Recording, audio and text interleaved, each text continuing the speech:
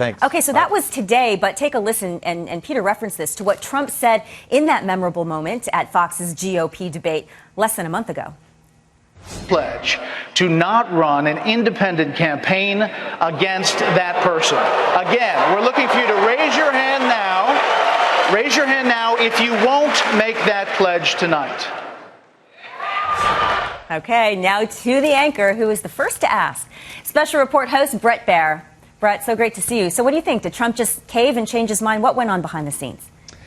Hey, Laura, I think Peter has it right on in that this was all about ballot access. And when South Carolina had its own loyalty pledge, if you will, to get on the South Carolina ballot, it kind of became cut and dry. Then I think Mr. Trump looked at the polls. He's leading in every major poll significantly by double digits in Iowa and New Hampshire and South Carolina. And I truly believe that he believes that he can be the nominee. So this pledge, you know, it's a different answer than he gave me August 6th. But it was, I think, necessity to get on these ballots.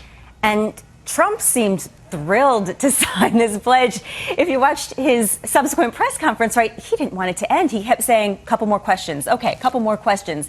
He left the podium and then returned to the podium. He's quite confident right now.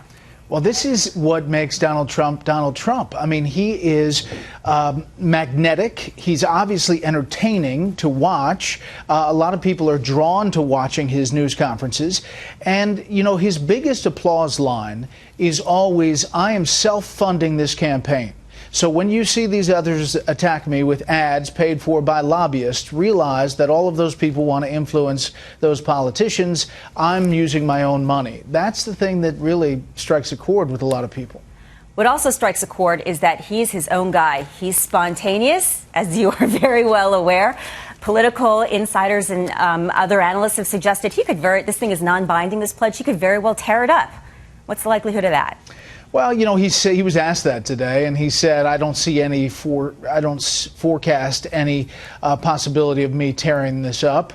I do believe he wants to stay in the Republican Party. And again, at some point, a lot of these states have a deadline, and you can't go in as the Republican Party and then become a Reform Party candidate and still be on the ballot. So we're getting to the point into the fall here where it's just not feasible to do anything else.